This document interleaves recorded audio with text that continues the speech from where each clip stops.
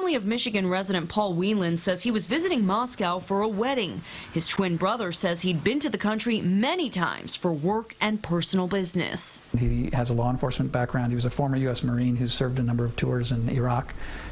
He does corporate security. It's the sort of personality that you wouldn't expect to be a lawbreaker of any sort. Whelan, who lives outside Detroit, works at Borg Warner, an auto parts company. A spokesperson says there are no offices in Russia. It's disappointing. It's 5 or 6 days later, and we still don't know what condition he's in, what health he's in, and or any of the real rationale for why this happened.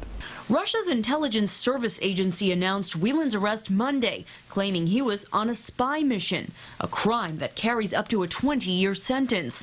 By phone, public policy scholar Jill Doherty, who studies Russia, said, "They're being very careful to present this as an extremely legal action. They say he was caught red-handed, essentially, in some type of espionage activity."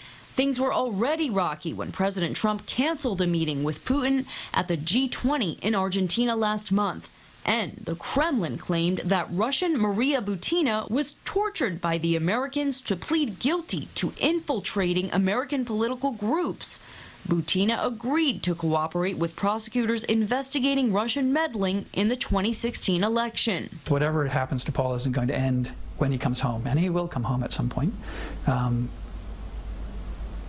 So I think we're all a little bit worried about what that is. A spokesperson for the U.S. State Department says it has been formally notified of Whelan's detention. It's requested access to him and expects Russian authorities to grant it. In the meantime, there are no new advisories to U.S. travelers.